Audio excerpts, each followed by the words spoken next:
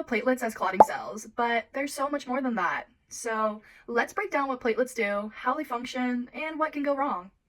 Platelets, also called thrombocytes, are tiny cell fragments that are made in the bone marrow. They're about a fifth of the size of your red blood cell, but they are essential for our survival.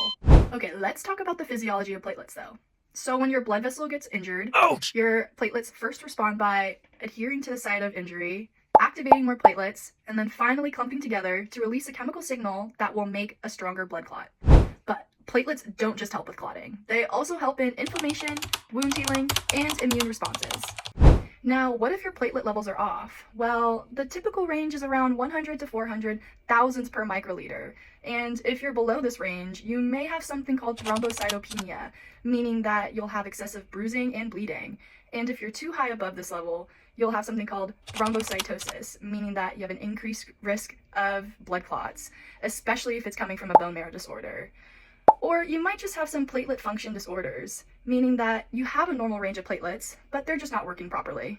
Now, some of these disorders can be inherited, but they often show up in routine blood tests, especially when there's unexplained bleeding or clotting. So to wrap it all up, platelets aren't just band-aids. They're like multitasking overachievers that clot, signal, and heal.